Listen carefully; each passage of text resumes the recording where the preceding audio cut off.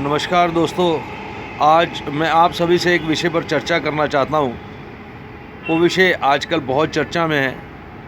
वो क्या है? चुनाव। आजकल चारों तरफ चुनाव का माहौल है। अभी पंजाब में, गोवा में चुनाव होकर हटे हैं और यूपी में बड़ी धूमधाम से पहला चरण संपन्न हुआ है।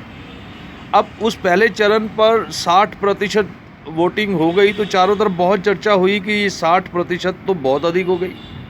अरे भैया, 100% क्यों नहीं?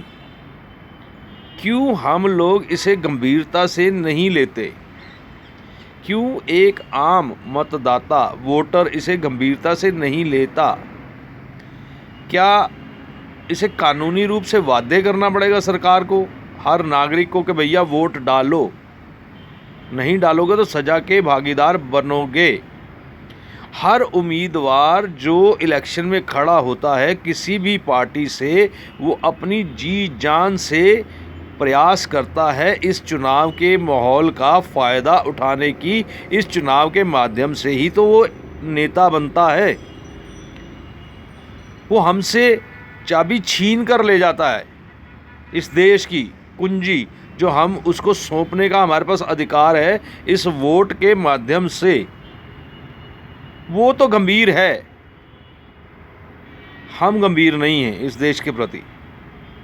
हमें एक अधिकार मिलता है 5 साल बाद अपने नेता को चुनने का, लेकिन हम गंभीर नहीं हैं। अक्सर 40%, 45%, 50% वोट डालते हैं लोग। 100% क्यों नहीं? क्योंकि हमें इस देश से उतना प्रेम नहीं है। ये एक बहुत बड़ा अधिकार है। आपको कोई भी नेता, कोई भी पार्टी पसंद नहीं है तो नोटा का बटन भी तो दिया है सरकार ने, आप उसे दबाइए। अगर आपको लगता है कि आपका विश्वास नहीं है इस सिस्टम में कि ये सब जो वोट डालने की प्रक्रिया हो रही है नौटंकी है, तो आप नोटा का बटन दबाइए ना। लेकिन दबाइए 100%। बहुत से देश हैं इस संसार में, जिस प्रकार बेल्जियम है, ऑस्ट्रिया है, ग्रीस है, पोलैंड है, स्विट्ज़रलैंड है, जहां पर वोट डालना अनिवार्य है। अगर आप वोट नहीं डालते तो आप सज़ा के भागीदार बनते हैं। क्या भारत देश में भी इस प्रकार कानूनी रूप से बाध्य किया जाए हर एक आम नागरिक को?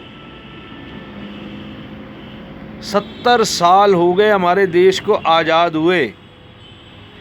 इन 70 सालों में हमने हर बार वोट डालने में कोई बेहद दिलचस्पी नहीं ली। उसका नतीजा आप सबके सामने है। ये 50% से लोग जीत कर आते हैं, हम पर राज करते हैं। कैसे कानून, कैसी व्यवस्था बनाते हैं वो आप सबके सामने है। किसी से छुपी नहीं है। मैं किसी पार्टी का कार्यकर्ता नहीं हूँ। मैं इस देश का आम नागरिक हूँ।